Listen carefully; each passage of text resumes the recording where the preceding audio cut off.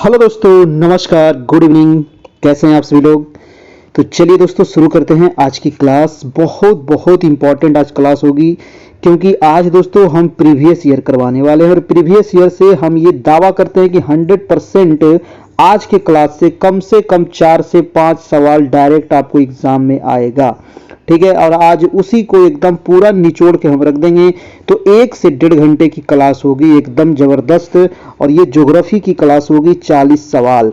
ठीक है, तो ये 40 सवाल ये आपको जितना अभी करवाएंगे लगभग 200 से 300 सवाल आपको हो जाएगा 40 सवाल में। इसको आपको याद कर लेना है, एकदम पूरा देखिएगा शुरू से अंत तक। निश्चित 4 से 5 सवाल आपको यहां से एग्जाम में आएगा तो आएगा, क्योंकि प्रीवियस ईयर से हम उसी टॉपिक से और भी संबंधित क्वेश्चन आज को डिटेल में आपको करवाएंगे, जिस टॉपिक से पिछले बार जो एग्जाम में आपको पूछा गया है। तो पूरा वीडियो देखिएगा, तभी आपको मजा आएगा और बताइएगा लास्ट में कि कैसा आपको लगा है। और इसका पीडीएफ आपको मिल जाएगा बीपीएससी सेकेंड फेज के लिए। NCERT 6 to 10 MCQ note chapter wise आपको ये नंबर आपको दिया गया है। अभी मात्र 351 इसमें चार्ज है, तो इस नंबर पे आपको फोन पे, गूगल पे, ऑनलाइन पे करके आपको प्राप्त कर लेना है, आपको उपलब्ध करा दिया जाएगा दोस्तों। तो चलिए शुरू करते हैं। आज होगा टेस्ट नंबर आपका 29 और बहुत ही इंपॉर्टेंट ये सवाल होगा आज का दोस्तों। तो ये नंबर है जहां से आपको सारे पीडीएफ एनसीईआरटी वाला 6 से 10 तक आपको मिल जाएगा। एक बार एग्जाम से पहले ना उसको आप जरूर पढ़िएगा, बहुत फायदा करेगा, क्योंकि एनसीईआरटी से ही आपको क्वेश्चन पूछेगा। बिल्कुल जबरदस्त वो बनाया गया है। चलिए लेट नहीं करना है, आज की क्लास हम लोग शुरू करते हैं। आज के क्लास का पहला सवाल है आपका कि भारत में असुरक्षित प्रजाति कौन सी है। ठीक है, याद आ रहा होगा अगर पिछले बार एग्जाम दिए होंगे तो। ठीक है, भारत में असुरक्षित प्रजाति, और हर एक जो बच्चे हैं उपयुक्त में से एक से अधिक और कोई नहीं में हमेशा कंफ्यूज हो जाते हैं। ठीक है, और सबसे बड़ा चीज यही है कि जिससे आदमी को 10 नंबर कम से कम लगभग कम जाता है। तो इसके लिए जब तक आप कंफर्म नहीं रहिएगा तो ये तो गलत होना ही है। हर एक कोई से होता है ये गलती, आपसे भी होता है, हमसे भी हो जाता है, सबसे होता है दोस्तों गलती। तो गलती को होने दीजिए, लेकिन आपकी तैयारी अगर पूरी रहेगी तो ये गलती नहीं होगी। असुरक्षित प्रजाति, असुरक्षित प्रजाति में दोस्तों यहां पर देखिए हाथी है, एशियाई डॉल्फिन है, गंगे डॉल्फिन है और काला हिरन है। इसका जो आंसर हो जाएगा डी नंबर, यानी कि 1 से अधिक यहां पर आंसर हो जाएगा। क्योंकि भारत में बहुत सारे ऐसे जो प्रजाति हैं जो दोस्तों क्या है, वो असुरक्षित है। असुरक्षित कहने का मतलब है कि वो खतरे में है, वो उसका धीरे धीरे क्या हो रहा है, विलुप्त होते जा रहा है।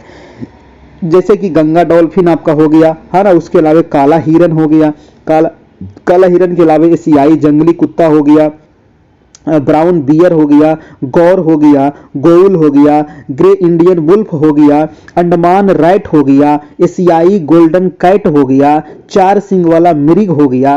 ये जितने अभी नाम लिए हैं ना, याद रखिएगा, ये सारे मैंने यहां पर आपको बता दिए जो असुरक्षित प्रजाति है, याद रखिएगा। ठीक है, चलिए हाथी जो है दोस्तों, तो हाथी के लिए भी एक क्या शुरुआत किया गया था, तो हाथी संरक्षण। ठीक है, हाथियों के संरक्षण के लिए 1992 ईस्वी में सरकार के द्वारा शुरू किया गया है हाथी परियोजना। ठीक है, हाथी परियोजना वर्ष 1992 में दोस्तों ये शुरुआत किया गया था, जिससे हाथी को सुरक्षित इससे रखा जाए। आपका गंगा डॉल्फिन जो शुरुआत हुआ था, ये कब शुरुआत हुआ था गंगा डॉल्फिन, याद रखिएगा 5 अक्टूबर 2009 को ये शुरुआत हुआ था गंगा डॉल्फिन। और गंगा डॉल्फिन क्या है, हमारा राष्ट्रीय जलीय जीव है और ये साफ पानी में आपको देखने को मिलेगा।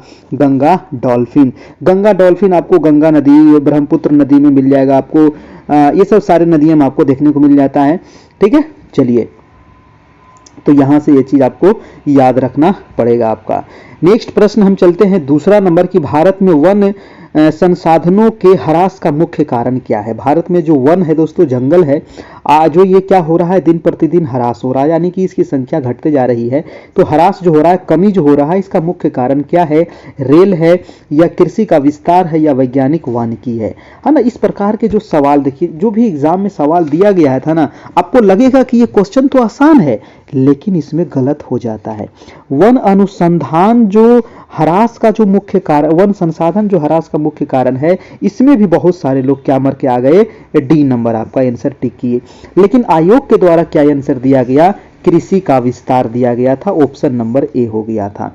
ठीक है, ऑप्शन नंबर ए दिया गया दोस्तों, और अधिकतर बच्चे इनमें से एक से अधिक टिक करके आए थे, जो क्या हो गया, गलती हो गया, है ना। याद रखना है, इसका जो आंसर होगा वो आंसर नंबर ए होगा, कृषि का विस्तार का, क्योंकि यहां पर प्रमुख कारण आपसे पूछ रहा था। ठीक है, प्रमुख कारण क्या है भैया, तो प्रमुख कारण है कृषि का विस्तार होने की वजह से क्या है, हमारा जो जंगल है, वन है, वो धीरे धीरे क्या हो रहा है, कमी हो रहा है, यानी कि उसमें ह्रास हो रही है।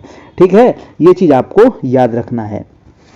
हाँ, और देखिए वन से संबंधित अगर बात आए तो झूमिंग कृषि के बारे में आपको बार बार पूछा जाता है, और झूमिंग कृषि इस बार भी पूछा गया एग्जाम में, है ना। आगे क्वेश्चन है, उसके बारे में भी आपको बताएंगे झूमिंग कृषि, है ना। भारत में उसको क्या कहते हैं, मलेशिया में क्या कहते हैं, इंडोनेशिया में क्या कहते हैं, चाइना में क्या कहते हैं, आपको श्रीलंका में क्या कहते हैं, ब्राजील में क्या कहते हैं, वियतनाम में क्या कहते हैं। भैया याद रखिएगा, ये क्वेश्चन आपको जरूर पूछेगा झूम की कृषि से।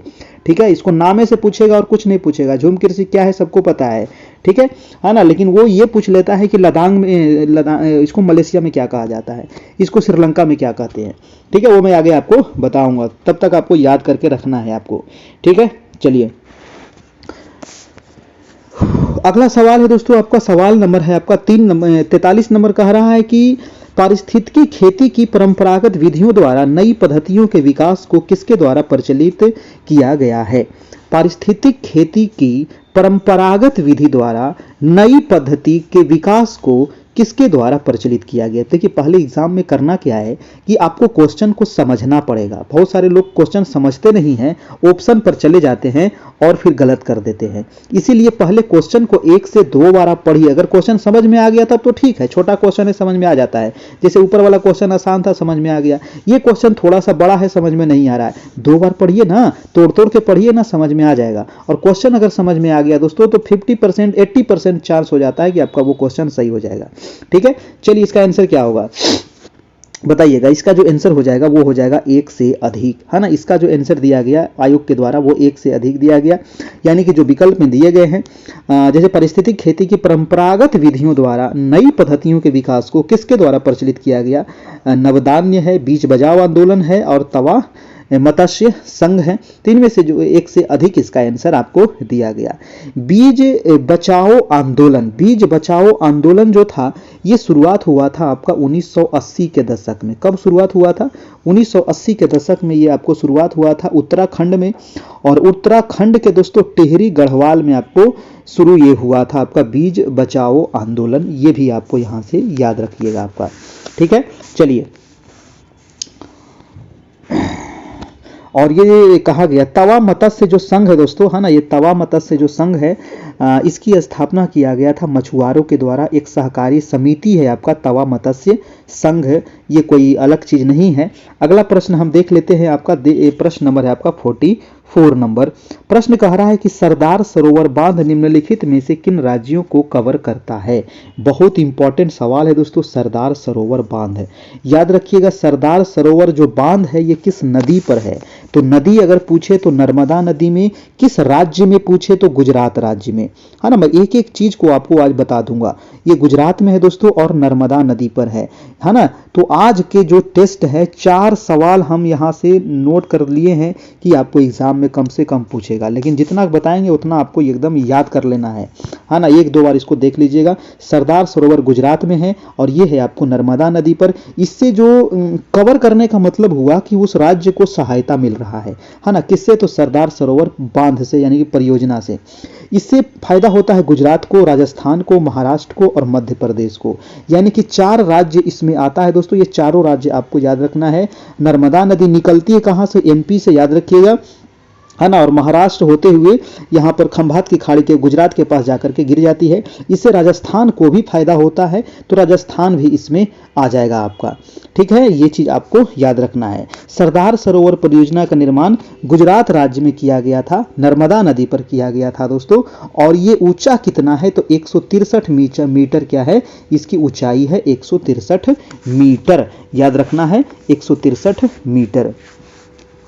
सरदार सरोवर जो बांध है दोस्तों ये है गुजरात में, लेकिन नर्मदा सागर बांध है, देखिए नर्मदा नदी पर ना दो बांध, एक तो याद रखिएगा सरदार सरोवर आपको ये पूछा गया है, एक बांध अगर पूछ ले नर्मदा सागर बांध किस कहाँ है, तो नर्मदा सागर है आपको एमपी में, जबकि सरदार सरोवर कहाँ है, गुजरात में है, याद रखना है आपको।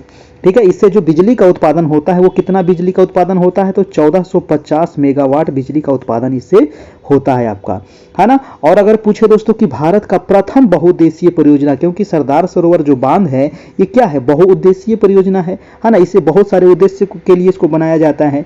इसकी तो भारत की जो प्रथम बहुउद्देशीय परियोजना थी नदी घाटी परियोजना, वो थी आपकी DVC, यानी कि दामोदर वैली कारपोरेशन। 1948 में उसकी स्थापना हुई थी पंडित जवाहरलाल नेहरू के द्वारा। पंडित जवाहरलाल नेहरू इसको क्या कहे थे, आधुनिक भारत का मंदिर। ठीक है, ये सारे आपको याद रखना है। अगला प्रश्न चलते हैं आपका 45 नंबर। और देखिए वीडियो आप लोग लाइक कर दीजिएगा थोड़ा सा, ठीक है, वीडियो आप लोग लाइक कर दीजिएगा, और चैनल पर नए होंगे तो सब्सक्राइब भी आपको कर लेना है, और PDF अगर चाहिए NCERT वाला तो वो भी आपको मिल जाएगा।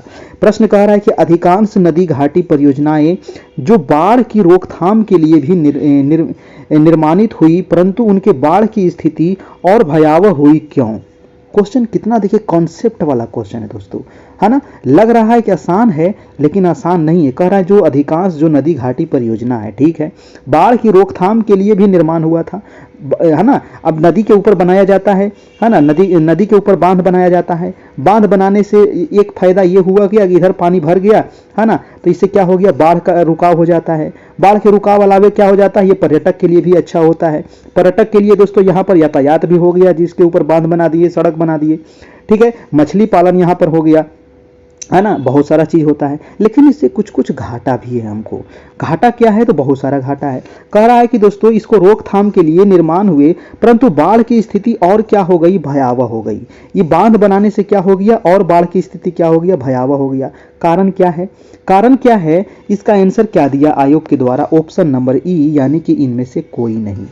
इसका जो आंसर हो जाएगा वो इनमें से कोई नहीं हो जाएगा, यानी कि इनके जलाशयों में अत्यधिक अवसाद जमा हो गया, अत्यधिक वर्षा से बांध में पानी छोड़ना पड़ा, बाढ़ से व्यापक मृदा अपरदन हुआ, उपयुक्त में से एक से अधिक। इसका जो आंसर दिया गया आयोग के द्वारा E नंबर, हम इससे सेटिस्फाइड नहीं थे, और कोई भी टीचर इससे सेटिस्फाइड नहीं होगा। क्योंकि दोस्तों ठीक है, आपका कहना सही है कि बांध बनाने से बाढ़ की स्थिति आ गया, आखिर वो क्यों आया, तो उसका कारण यहाँ पर कह रहा है, ऑप्शन दिया गया कि इन जलाशयों में अत्यधिक अवसाद जमा हो गया। ये भी एक महत्वपूर्ण कारण है, क्योंकि अगर यहाँ पर हम बांध बना देंगे तो क्या होगा, इधर वाला जो पानी आ रहा था, है ना, वो अवसाद आपको यहीं पर जमा हो गया दोस्तों। ठीक है, अवसाद जमा होने से क्या हो जाएगा, इधर इसके जो आसपास वाले इलाके हैं यहाँ पर क्या हो जाएंगे, बाढ़ की स्थिति उत्पन्न हो जाएगी। ऑप्शन नंबर ए भी आपका यहाँ पर सही होना चाहिए था। ऑप्शन नंबर बी है कि अत्यधिक वर्षा से बांध से पानी छोड़ना पड़ा। ये वाला कुछ हमको उतना ज़्यादा ठीक नहीं लग रहा था, लेकिन कुछ हद तक 50% कहेंगे ये भी ठीक है। ठीक है, अत्यधिक वर्षा होगा, मान लीजिए बांध बनाया हुआ है ना, तो ये तो हमको खोलना पड़ेगा ना, क्योंकि अगर नहीं खोलेंगे तो ये बांध क्या हो जाएगा, टूट जाएगा। इसीलिए इसको क्या करना पड़ता है, खोलना पड़ता है। ठीक है, पानी छोड़ना पड़ता है। बाढ़ से कह रहा है कि व्यापक मृदा अपरदन हुआ है। मृदा भी अपरदन होता है बांध से, ऐसा बात नहीं है ना, बांध से मृदा भी अपरदन होता है। इसका एक से अधिक होना चाहिए था, लेकिन आयोग ने दिया ऑप्शन नंबर ई, तो हमको वही लेकर के चलना पड़ेगा। अगला प्रश्न है आपका 46 नंबर। 46 नंबर देखिएगा, क्या कह रहा है कि उस प्रथम राज्य का नाम बताइए जिसने छत पर वर्षा जल संचयन को कानूनी द्वारा अनिवार्य कर दिया। ये क्वेश्चन तो हम कई बार आप लोग को बताएं। इसमें से देखिए अधिकतर क्वेश्चन देखिएगा कि लगभग दोस्तों हम आप लोग को पढ़ा चुके हैं, है ना। पीछे कहीं ना कहीं ये क्वेश्चन हम आप लोग को सेट में करवा चुके हैं। आप अगर शुरू से बने होंगे तो आप देखिएगा कि बहुत सारा क्वेश्चन इसमें से रिपीट हो रहा है, जो हम आप लोग को पहले बता चुके हैं, है ना। वही क्वेश्चन तो आपको यहाँ पर पूछ रहा है कि उस राज्य का नाम बताइए जिसने छत पर दोस्तों वर्षा जल संचयन को कानूनी बनाया है। वो राज्य है आपका तमिलनाडु। ठीक है, वो राज्य कौन सा है, वो राज्य है दोस्तों आपका तमिलनाडु। यानी कि तमिलनाडु वो प्रथम राज्य था जिसने छत पर वर्षा जल संचयन को कानून द्वारा अनिवार्य किया था। और ये जो कानून द्वारा अनिवार्य किया था, ये 2001 ईस्वी में इसको लागू किया गया था। ठीक है, 2001 में ये लागू किया गया था। मतलब वहाँ जितना भी घर बनता है तो उसी अनुसार से घर बनाया जाता है ना, उसी अनुसार से घर बनाया जाता है कि छत पर जितना भी पानी पड़ेगा इसको एक पाइप के माध्यम से दोस्तों यहाँ पर क्या करना पड़ता है, संग्रह करना पड़ता है। ये बहुत अच्छी बात है। और ये जो करने से ना तमिलनाडु में क्या हो गया दोस्तों, वहां भी जो भौम जल स्तर है उसमें 50% की सुधार आ गई है ना। यही चीज हर एक राज्य में लागू होना चाहिए। पता नहीं हर एक सरकार क्या करती है ना, ये राज्य में लागू होनी चाहिए। जितना भी घर बनता है या पुराने घर है तो उसमें ये व्यवस्था शुरू करनी चाहिए, ये अनिवार्य रूप से करना चाहिए सरकार को। ठीक है, इस पर कुछ सब्सिडी भी देना चाहिए अगर इसमें कुछ खर्च आता है तो, क्योंकि इससे दोस्तों हमारा जो भौम जल स्तर है, जो पानी की जो कमियां है ना, वो दूर होगी इससे। अगला प्रश्न है आपका 47 नंबर की, कृषि रिपोर्ट 2017 के मुताबिक भारत विश्व में उत्पादन का दूसरा बड़ा देश था। देखिए भारत कह रहा है कि 2017 में दोस्तों को कौन से चीज में दूसरा बड़ा देश था। तो भारत जो है ये गन्ना उत्पादन में दूसरे नंबर पर है, चावल उत्पादन में दूसरे नंबर पर है, कपास उत्पादन में कितने नंबर पर है भैया, तो कपास उत्पादन में भी आपका दूसरे नंबर पर ही होगा आपका भारत। ठीक है, इसका जो आंसर हो जाएगा वो ऑप्शन नंबर आपका डी हो जाएगा। यानी कि कृषि रिपोर्ट 2017 के अनुसार दोस्तों यहाँ पर क्या हो जाएगा, एक से अधिक आपका आंसर हो जाएगा, जिसमें चावल है और गन्ना है। चावल में देखिए पहला है आपका चाइना और दूसरा है आपका दोस्तों भारत। ठीक है, गन्ना की अगर बात करें तो गन्ना में पहला हो जाएगा आपका ब्राजील और दूसरा हो जाएगा आपका भारत। ठीक है, कपास में अगर बात कीजिएगा तो कपास में दोस्तों सबसे अधिक कपास का उत्पादन भारत में कहाँ होता है, तो गुजरात में होता है। ये भी क्वेश्चन आपको पूछा जाता है ना। कपास जो होती है ये काली मिट्टी में इसका निर्माण होता है। ठीक है, चलिए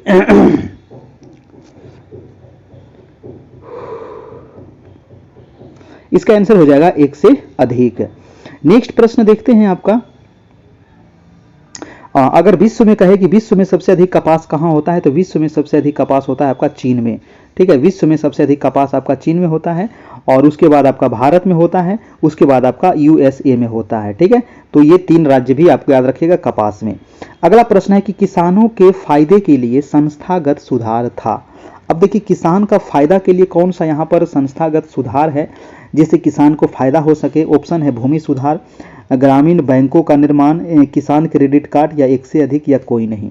यहाँ जो आंसर दिया गया है आयोग के द्वारा, ये भी आंसर थोड़ा सा आपको सही नहीं लग रहा है, क्योंकि इसका भी आंसर दोस्तों एक से अधिक होना चाहिए।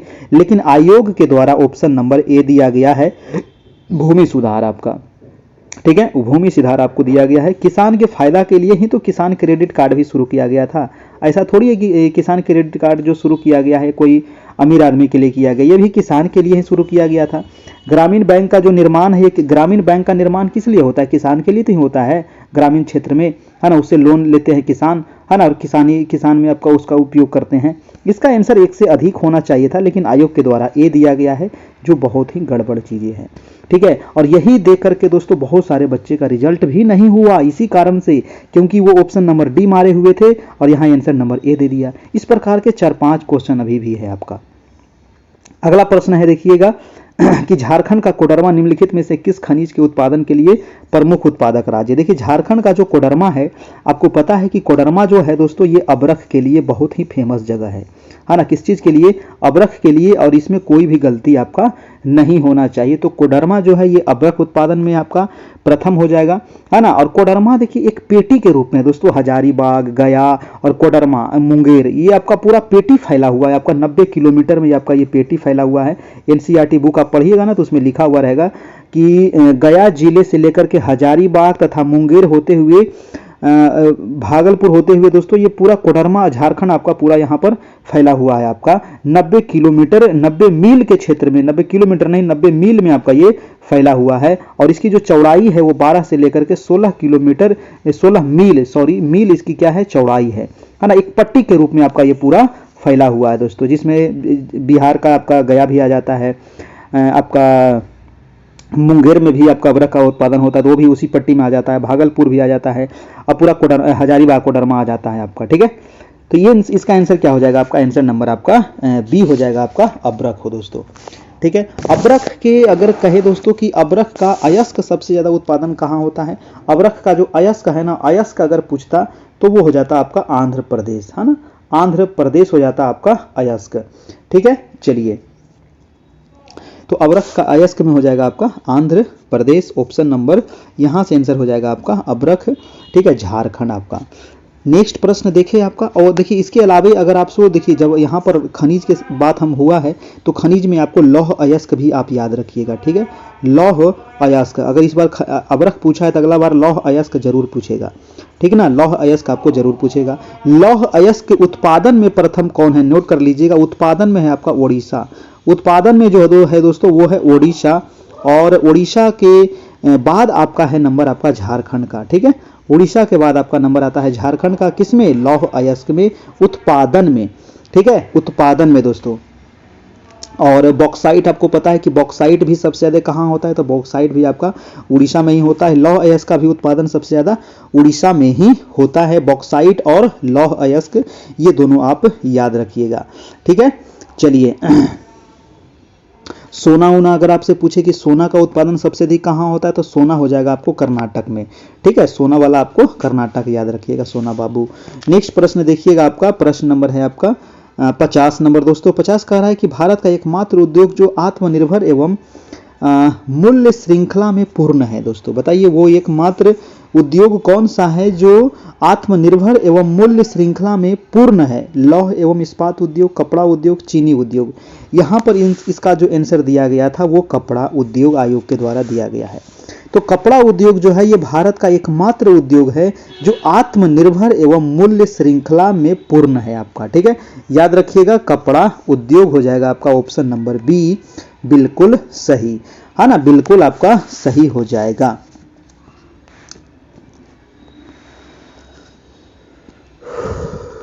चलिए और चीनी उद्योग में आपका प्रथम कौन है दोस्तों, तो चीनी उद्योग में प्रथम आपका ब्राजील है, भारत दूसरे नंबर पर, याद रखिएगा। चीनी उद्योग में प्रथम कौन है, तो प्रथम जो है आपका ब्राजील है, भारत जो है आपका दूसरा नंबर पर है चीनी उद्योग में, ठीक है, ये भी आपको ध्यान रखिएगा आपका, है ना। चलिए अगला प्रश्न देखते हैं। और कपड़ा उद्योग की जब बात हुई है तो एक चीज और याद रखिए, भारत का जैसे मैनचेस्टर पूछता है, भारत का मैनचेस्टर हो गया अहमदाबाद, दक्षिण भारत का मैनचेस्टर कोयम्बटूर, उत्तर भारत का मैनचेस्टर कानपुर। नेक्स्ट प्रश्न है आपका कि खरीफ का उदाहरण कौन सा है। देखिए जो खरीफ फसल होता है ना, खरीफ फसल जो आपके मानसून के समय जो बोया जाता है, बरसात के समय जो बोया जाता है, उसको कहते हैं खरीफ फसल। तो खरीफ फसल का यहाँ पर उदाहरण कौन सा दिख रहा है, गेहूं खरीफ फसल है, नहीं, बिल्कुल गलत बात है ना, गेहूं तो आपका होगा ही नहीं, है ना। और गेहूं के अलावा दिया गया मटर, मटर भी दोस्तों आपको खरीफ फसल में नहीं आता, ये भी आपका सब रबी में आता है। मक्का यहाँ पर आंसर हो जाएगा ऑप्शन नंबर ए हो जाएगा 51 का, है ना, 51 का आंसर क्या हो जाएगा, ए यानी कि मक्का हो जाएगा आपका, ठीक है। खरीफ फसल जो है ये जून जुलाई में आपको बोया जाता है और अक्टूबर नवंबर में इसको काट लिया जाता है, तो ये आपको याद रखना है ना। इस बार फसल पूछा है तो अगला बार बोने वाला पूछ देगा। खरीफ फसल में सबसे महत्वपूर्ण जो खाद्य फसल है वो है आपका धान दोस्तों, ठीक है। और गेहूं जो है आपका ये रबी फसल का खाद्य फसल है आपका, है ना, गेहूं आपका द्वितीय खाद्य फसल आपको रबी आता है। खरीफ फसल के उदाहरण आप नोट कर लीजिएगा, मैं बहुत सारा बता रहा हूं, जैसे धान सबसे इंपॉर्टेंट तो धान है, सोयाबीन, धान के बाद क्या हो जाएगा सोयाबीन, ठीक है, सोयाबीन भी आपका सबसे ज्यादा सोयाबीन कहाँ होता है, तो मध्य प्रदेश में होता है, ठीक है, याद रखिएगा। सोयाबीन का तेल भी बनता है ना, बहुत सारा चीज बनता है। उसके बाद अरहर, तो अरहर जो है ये भी आपको खरीफ फसल है आपका। अरहर के बाद हो जाएगा तिल, है ना, तो तिल भी आपका खरीफ फसल है। तिल के बाद हो जाएगा दोस्तों आपको मूंग, है ना, तो मूंग भी आपको खरीफ फसल में आता है, याद रखिएगा, मूंग भी खरीद में आता है। उड़द, ठीक है, उड़द जो है आपका ये भी खरीफ फसल है दोस्तों। उड़द के बाद दोस्तों आपका हो जाएगा ज्वार, ठीक है, ज्वार भी आपका खरीफ फसल है। रागी, रागी आपका खरीफ फसल है। रागी के अलावा बाजरा, बाजरा आपका खरीफ फसल है, ठीक है, बाजरा हो जाएगा। मूंगफली, तंबाकू, कपास, ये सारे आपके खरीफ फसल है, ठीक है। और गेहूं में, गेहूं क्या हो जाएगा आपका रबी फसल हो जाएगा, याद रखिएगा, नहीं तो गड़बड़ हो जाएगा, है ना। अब जैसे ही आपको याद, बस इतना ध्यान रखना, अगर आप किसान परिवार से तो है ये है ना, तो खरीफ में आ जाएगा, यानी कि जो बरसात के समय में बोया जाता है, तो आपके आसपास जितने भी बरसात के समय में फसलें लगती है वो हो जाएगा खरीफ में। और गेहूं हो जाएगा आपका दोस्तों ये रबी फसल, यानी कि जो भी ठंडा के समय में लगता है वो हो जाएगा रबी फसल। अब ठंडा में क्या होता है, आलू होता है ना, ठंडा में क्या होता है, मटर होता है, ठंडा में क्या होता है, चना होता है, ठंडा में क्या होता है, गेहूं होता है, सरसों होता है, ठीक है, यही सब तो होता है आपका। और आपका मसूर भी होता है आपका, ठंडा के दिन में ही होता है ना। तो ये सारे चीज जो है आपके ये हो जाएंगे रबी फसल, ठीक है। चलिए अगला प्रश्न है आपका कि कौन सी फसल जो है वो फसल विकसित होने में लगभग 1 वर्ष का समय लेता है। देखिए लगभग जो यहाँ पर क्वेश्चन दिया गया है इसको लेकर के बहुत सारे जो लोग हैं ये गड़बड़ कर देते हैं, है ना। लगभग 1 साल का समय जो यहाँ पर है, जौ है, पटसन है, कपास है, यहाँ जो आंसर हो जाएगा कोई नहीं होगा, ना ही जौ होगा, ना ही कपास होगा, ना ही पटसन होगा। ऑप्शन नंबर जो हो जाएगा आपका ई नंबर हो जाएगा।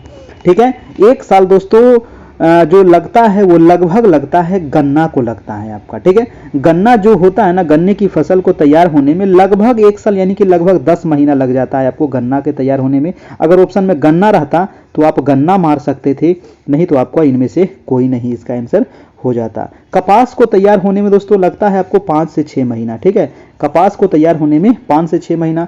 पटसन को तैयार होने में लगता है आपको 4 से 5 महीना। ठीक है, पटसन को और जौ को तैयार होने में लगता है आपको 3 से 4 महीना, क्योंकि जौ तो आपको गेहूं के साथ ही होता है ना। ये 3 से 4 महीना लगता है आपको जौ को तैयार होने में। ठीक है, तो ये चीज आप याद रखिएगा। जैसे गन्ना अगर रहता तो गन्ना आप यहां से मार सकते थे, लगभग 1 साल लग जाता है इसको, 10 से 11 महीना इसको तैयार होने में लग जाता है। गन्ना के लिए क्या चाहिए, तो गन्ना के लिए कम से कम वर्षा इसको चाहिए 75 से लेकर के 150 सेंटीमीटर इसको वर्षा चाहिए, है ना, 75 से 150 सेंटीमीटर। गन्ना के लिए दोस्तों कितना टेम्परेचर चाहिए, तो टेम्परेचर भी इसको अच्छा खासा चाहिए, 21 डिग्री से लेकर के 27 डिग्री इसको टेम्परेचर चाहिए, है ना, यानी कि ज़्यादा ठंडा उंडा में ये होगा नहीं। ठीक है, गन्ना क्या है दोस्तों, तो गन्ना एक नगदी फसल है, ये पूछा जाता है आपको। ठीक है, गन्ना कैसा है, नगदी फसल है। गन्ना के लिए आपको दोमट मिट्टी चाहिए, काली मिट्टी में भी उग जाता है, महाराष्ट्र में तो काली मिट्टी है ना, वहाँ भी गन्ना का उत्पादन हो जाता है। सबसे अधिक जो गन्ना होता है आपका उत्तर प्रदेश में होता है, भारत में। गन्ना तो यूपी में होता है, लेकिन आपका चीनी कहाँ होता है, चीनी महाराष्ट्र में होता है, क्योंकि चीनी मिल महाराष्ट्र में है, इसीलिए चीनी वहाँ ज़्यादा होता है। ठीक है, तो ये सारे चीज़ आपको यहाँ से याद रखिएगा। ठीक है, चलिए, और अगर कपास की हम बात करें तो कपास सबसे ज़्यादा आपका कहाँ होता है, गुजरात में होता है, उसके बाद महाराष्ट्र हो जाएगा। जूट की अगर बात करेंगे तो जूट होता है सबसे ज़्यादा पश्चिम बंगाल में दोस्तों। चलिए नेक्स्ट प्रश्न हम देख लेते हैं। अगला प्रश्न है आपका 53 नंबर प्रश्न है कि राष्ट्रीय राजमार्ग किसके द्वारा बिछाए एवं संचालित होते हैं। राष्ट्रीय राजमार्ग, जो राष्ट्रीय राजमार्ग है ये किसके द्वारा बिछाए जाते हैं, और बिछाने का मतलब हुआ निर्माण करना, है ना, एवं संचालित होता है जो राष्ट्रीय राजमार्ग यानी कि जो NH है, तो ये जो होता है आपको होता है राष्ट्रीय राजमार्ग प्राधिकरण के द्वारा। आपका ऑप्शन नंबर आपको बी दिया गया है, आयोग के द्वारा। राष्ट्रीय राजमार्ग प्राधिकरण भारत सरकार द्वारा ये बिछाए यानी कि निर्माण और संचालित किए जाते हैं आपका। ठीक है, भारतीय जो राष्ट्रीय राजमार्ग है प्राधिकरण जो अधिनियम है, ये दोस्तों लाया गया था आपका 1988 ईस्वी में इसको लाया गया था। भारतीय राष्ट्रीय राजमार्ग प्राधिकरण अधिनियम, ठीक है, ये लाया गया था आपको कब, 1988 में। और भारतीय राष्ट्रीय राजमार्ग प्राधिकरण की जो स्थापना हुई थी ये हुई थी 95 में आपका। ठीक है, सीमा सड़क संगठन जो है दोस्तों, है ना, ये क्वेश्चन भी पूछा जाता है कि सीमा सड़क संगठन, तो सीमा सड़क जो संगठन है उसकी स्थापना हुई थी आपका 1960 में, है ना। सीमा सड़क संगठन को क्या काम करती है, तो जितने भी भारत के सीमावर्ती जो देश हैं उसका जो रख रखाव करना, बनाना उनाना, वो काम है आपको सीमा सड़क संगठन का आपका। ठीक है, वो आपको याद रखना है। अगला प्रश्न है आपका प्रश्न नंबर 54 नंबर, कह रहा है कि वार्षिक रिपोर्ट 2016-17 के अनुसार भारत विश्व पर्यटन में किस स्थान पर है। विश्व पर्यटन में पूछ दिया, कितना जबरदस्त सवाल है ना। बहुत कम ही लोग इसको सही कर पाएंगे कि 2016-17 में भारत जो है वो विश्व पर्यटन में कितने नंबर पर है। तो नंबर की बात कर रहा है दोस्तों, यहां से आंसर हो जाएगा इनमें से कोई नहीं, है ना, इनमें से कोई नहीं इसका आंसर हो जाएगा, क्योंकि उपयुक्त में से कोई भी विकल्प सही नहीं है दोस्तों, है ना, इसीलिए आपका हो जाएगा इनमें से कोई नहीं। चलिए इसका आंसर क्या हो जाएगा आपका, आंसर नंबर ई नंबर हो जाएगा आपका। आप हमको बताइएगा कि इसका आंसर क्या होगा आपका। पर्यटन दिवस कब मनाते हैं, पर्यटन से आया तो पर्यटन दिवस याद रखिएगा 27 दिसंबर। ठीक है, 27 दिसंबर को आपको मनाया जाता है पर्यटन दिवस। भारतीय पर्यटन विकास निगम की स्थापना कब हुई थी, तो भारतीय पर्यटन विकास निगम की स्थापना 1966 में हुई थी आपको। ठीक है, कब हुई थी, 66 में हुई थी। 27 दिसंबर को पर्यटन दिवस मनाया जाता है ना। नेक्स्ट प्रश्न चलते हैं आपका। नेक्स्ट प्रश्न है कि जलोढ़ मिट्टी को उसकी आयु के आधार पर वर्गीकृत किया जाता है, नई जलोढ़ मिट्टी को नाम दिया गया है। तो बहुत आसान सवाल है और डेली बताते हैं क्वेश्चन, है ना, डेली बताते हैं कि नई जलोढ़ मिट्टी को खादर कहते हैं, पुरानी जलोढ़ मिट्टी को बांगर कहते हैं। तो इसमें कोई दिक्कत है, कोई दिक्कत ही नहीं होना चाहिए। नई जलोढ़ मिट्टी को क्या कहते हैं, खादर, और पुरानी जलोढ़ मिट्टी को बांगर कहते हैं, है ना, ये आपको याद रखिएगा। और ये सारे जलोढ़ मिट्टी 2 प्रकार का होता है आपका, है ना, नई और पुरानी। आपका नई का मतलब हो गया कि आपको वहां पर दोस्तों, जिसको खादर कहते हैं, वहां पर प्रत्येक साल बाढ़ का पानी पहुंचता है ना। प्रत्येक साल पहुंचने की वजह से क्या हो जाता है कि उसको पूरा ज्यादा मतलब ह्यूमस मिल गया, आपको पूरा उसको पौष्टिक चीजें मिल गई, इसके वजह से क्या होता है वो ज्यादा उपजाऊ होता है। ऐसा नहीं कि बांगर उपजाऊ नहीं होता है, बांगर भी होता है, लेकिन थोड़ा सा कम होता है आपका। ठीक है, ये चीज आपको याद रखिएगा। अगला प्रश्न देखते हैं, आपका प्रश्न नंबर है 56 नंबर। कह रहा है कि भारत में कौन सी जो मिट्टी है वो कपास उगाने के लिए आदर्श है। दोस्तों कपास उगाने के लिए, ये क्वेश्चन में कोई जान है? कोई जान नहीं है। कपास उगाने के लिए काली मिट्टी, है ना, 1000 बार डेली क्वेश्चन ये आता है और डेली ये क्वेश्चन पूछता है और पूछेगा, आगे भी पूछेगा, याद रखिएगा, है ना। तो कपास के लिए क्या हो जाएगा दोस्तों, आपको काली मिट्टी हो जाएगा। काली मिट्टी सबसे ज्यादा कहाँ है ना, काली मिट्टी जो सबसे ज्यादा है वो तो हो जाएगा आपको महाराष्ट्र में। लेकिन जो कपास है सबसे ज्यादा, जो कपास होता है, कपास सबसे ज्यादा है दोस्तों, वो गुजरात में होता है। ठीक है, याद रखिएगा, है ना। कपास मिट्टी को, इसको काली मिट्टी या फिर कपासी मिट्टी कहते हैं, है ना। इसको बहुत सारे नाम से जानते हैं, इसको चेरनोजेम मिट्टी भी कहा जाता है। ठीक है, ये कपास हो जाएगा महाराष्ट्र में। काली मिट्टी बहुत सारा राज्यों में है, सबसे ज्यादा अगर पूछे तो महाराष्ट्र में है। उसके बाद आ जाएगा गुजरात हो जाएगा, फिर राजस्थान हो जाएगा, मध्य प्रदेश हो जाएगा, छत्तीसगढ़ हो जाएगा, उड़ीसा है, आंध्र प्रदेश, बहुत सारे राज्यों में है दोस्तों। ठीक है ना। ये आपको 5.46 है ना, 5.46 लाख वर्ग किलोमीटर में आपको ये फैला हुआ है आपका काली मिट्टी। आपको काली मिट्टी का आखिर रंग जो काला होता है ना, ये काला काय होता है, ये गोरा काइन होता है भाई, है ना। काली मिट्टी का जो रंग होता है काला काय होता है, याद रखिएगा, टिटैनी फेरस मैग्नेटाइट की वजह से, है ना।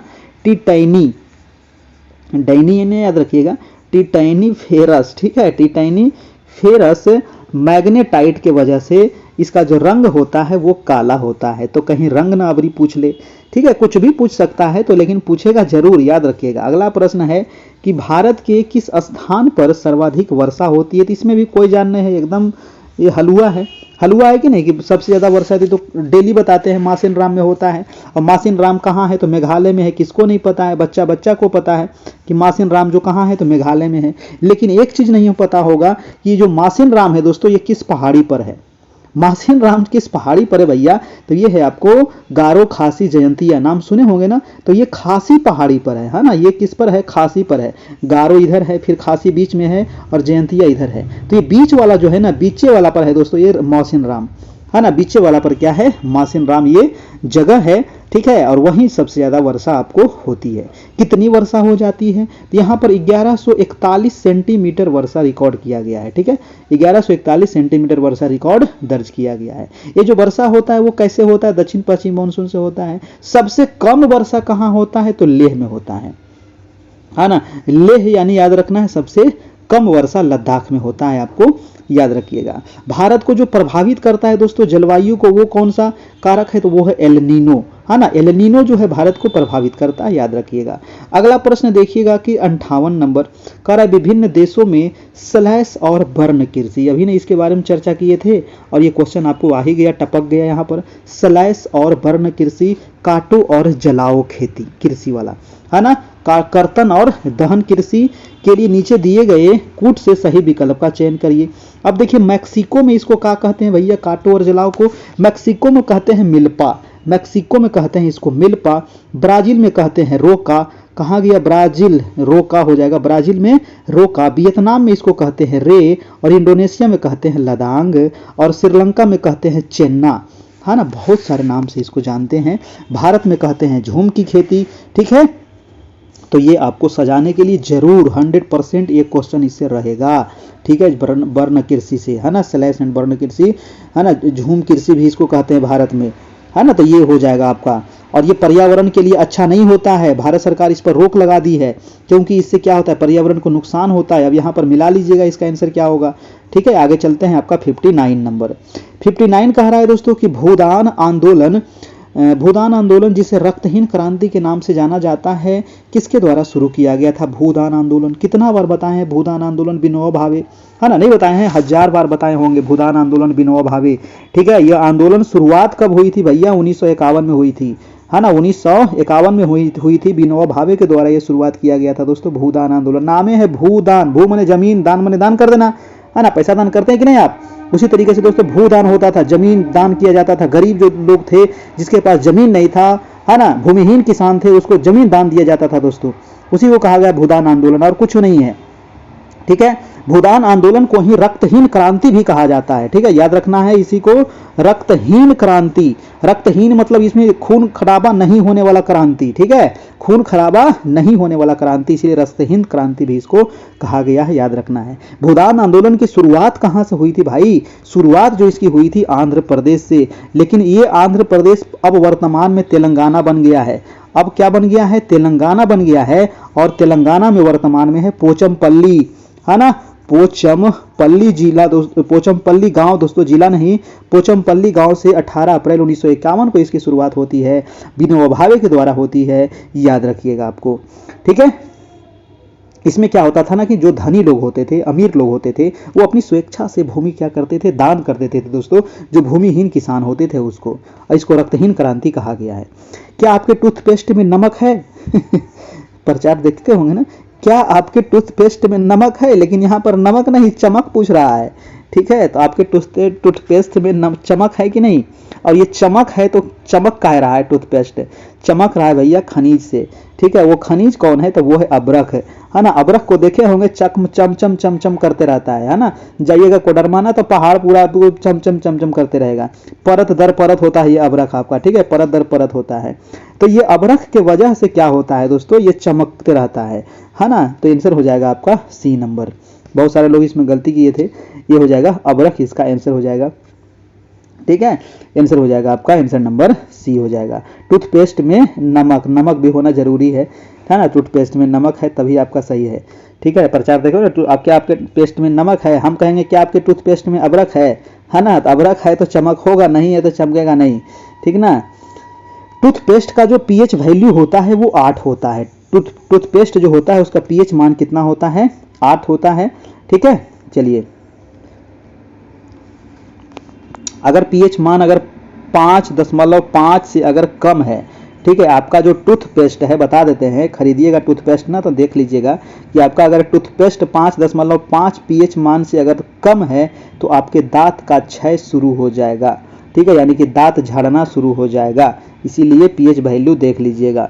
चलिए अगला प्रश्न देख लीजिएगा, है ना। अगला प्रश्न है कि बिहार में कौन सा थर्मल पावर प्लांट है? तो इसमें भी कोई समस्या नहीं होना चाहिए कि थर्मल पावर प्लांट बिहार में एक गो है, ये है एकलौता, वो है बरौनी, है ना, एकलौता है ये भैया। तो एकलौता को तो याद रखना पड़ेगा आपको, है ना, बरौनी में है। और बरौनी है कहाँ? तो बरौनी है बेगूसराय जिला में है। ठीक है, ये कब से काम कर रहा है? तो ये बरौनी काम कर रहा है आपका 1962 से काम कर रहा है। बरौनी जो बन गया तो क्या ऐसी बन गया? इसको सहायता किया होगा, कौन सहायता किया था? तो रूस इसको सहायता किया था, है ना, रूस इसको सहायता किया था दोस्तों। ठीक है, तब ये जाकर के बना था आपका बरौनी। ठीक है, तो ये 1962 से काम कर रहा है आपका, याद रखना है। अगला प्रश्न है आपका 62 नंबर, कह रहा है कि खाली स्थान में भर देना है कि भारत में एक प्रमुख शक्ति प्रदान करने वाला निगम है और इसके पास पर्यावरण प्रबंध प्रणाली 14001 के लिए ISO प्रमाणन है। ये बहुत बढ़िया सवाल था और इसमें बहुत सारे लोग कंफ्यूज आ गए थे, लेकिन अधिकतर लोग मार दिए NTPC, है ना, क्योंकि NTPC को सब लोग जानता है, नेशनल थर्मल पावर कारपोरेशन, इसलिए मार दिए NTPC और एकदम बिल्कुल सही हो गया, है ना। NTPC का पूरा नाम क्या है? National thermal power corporation. NTPC की स्थापना कब हुई थी? तो याद रखिएगा 1975 में इसकी स्थापना हुई थी NTPC की। ठीक है, अगर NTPC कह दिए दोस्तों तो इसका आंसर क्या हो जाएगा? ये हो जाएगा आपका ऑप्शन नंबर ए। NHPC क्या है? NHPC क्या है पता है किसी को? NH जो PC है इसकी भी स्थापना हुई थी 75 में। तो याद करने में कितना सहूलियत है, NTPC और NHPC, है ना, दोनों 75 में। तो NHPC जो था दोस्तों, इसको क्या कहेंगे? इसका फुल फॉर्म भी अगर पूछ ले तो national hydro electric power corporation. ठीक है, ये भी आपको 75 में ही हुआ था। और हेल क्या है? तो हेल जो है दोस्तों, हेल का पूरा नाम है आपका हनीवेल ऑटोमेशन इंडिया लिमिटेड आपका। ठीक है, हेल का आपका। चलिए तो अगला प्रश्न हम देख लेते हैं। आपका प्रश्न नंबर है आपका 63 नंबर। और उससे पहले आपको बता दें कि अगर BPSC ट्री 2 के लिए NCERT 6 to 10 आपको MCQ चाहिए तो आप इस नंबर पे मैसेज कीजिए, आपको मिल जाएगा। 351 आपका चार्ज है मात्र। एग्जाम से पहले इसको एक बार आप देख लीजिएगा, आपको बहुत ज़्यादा सहूलियत होगा, बहुत ज़्यादा फायदा होगा, है ना। अभी आपके पास 15 दिन समय है कि 15 दिन में आप इसको कंप्लीट कर लीजिएगा। ठीक है, तो जितना जल्दी आपको हो सके 351 इस नंबर पे आपको फ़ोन पे, गूगल पे के माध्यम से पे करके आप हमें व्हाट्सएप कर दीजिएगा इसी नंबर पर, तो आपको सारे मटेरियल मिल जाएगा। अगला प्रश्न है आपका दोस्तों 63 नंबर। 63 कह रहा है कि स्वर्णिम चतुर्भुज सुपर हाईवे समय और दूरी को कम करने के लिए भारत के 4 प्रमुख शहरों को जोड़ता है।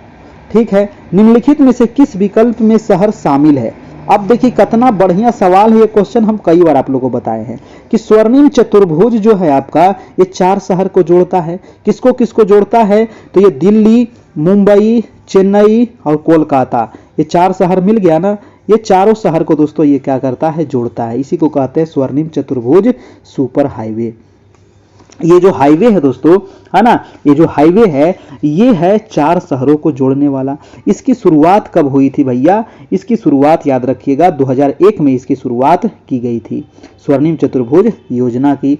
सबसे लंबा जो इसमें है दिल्ली, मुंबई, चेन्नई और कोलकाता में तो सबसे लंबा आपका ये वाला है कोलकाता, है ना, कोलकाता और जो चेन्नई को जोड़ता है वो सबसे लंबा है दोस्तों। कोलकाता और जो चेन्नई को जोड़ता है ना ये सबसे लंबा है। इसकी लंबाई कितनी है आपका?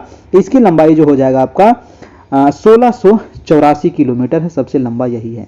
टोटल कितना लंबाई है? तो टोटल है आपको 5846 किलोमीटर। ठीक है, 5846 किलोमीटर। इसका आंसर का हो जाएगा तो Delhi, Kolkata, Chennai, Mumbai, option number A हो जाएगा, इसका बिल्कुल सही हो जाएगा आपका। ठीक है ना, इसका आंसर क्या हो जाएगा? सबसे लंबा याद रखिएगा, तो सबसे लंबा कोलकाता चेन्नई वाला है, ये आपको पूछा जाता है दोस्तों। सबसे लंबा कौन है आपका? सबसे छोटा वाला भी पूछेगा तो मुंबई चेन्नई जो है ना ये सबसे छोटा है। मुंबई चेन्नई जो जोड़ता है ये सबसे छोटा है, इसका जो लंबाई है 1290 किलोमीटर है।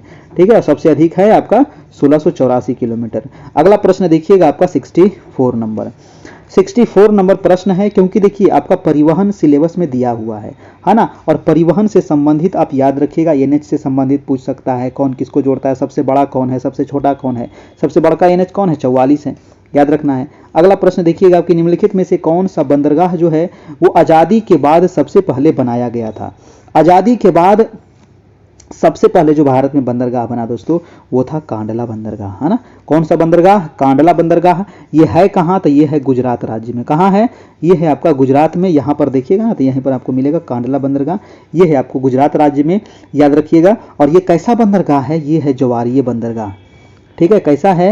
ये है आपका ज्वारीय बंदरगाह है और ये गुजरात राज्य में है, ये भी आपको यहाँ से याद रखना है। और ये मुक्त व्यापार क्षेत्र स्थापित ये बंदरगाह है आपका दोस्तों, प्रथम मुक्त व्यापार क्षेत्र है आपका ये, है ना। अगर क्वेश्चन पूछे कि वो कौन सा बंदरगाह है जो प्रथम मुक्त व्यापार क्षेत्र बंदरगाह है, वो हो जाएगा कांडला बंदरगाह।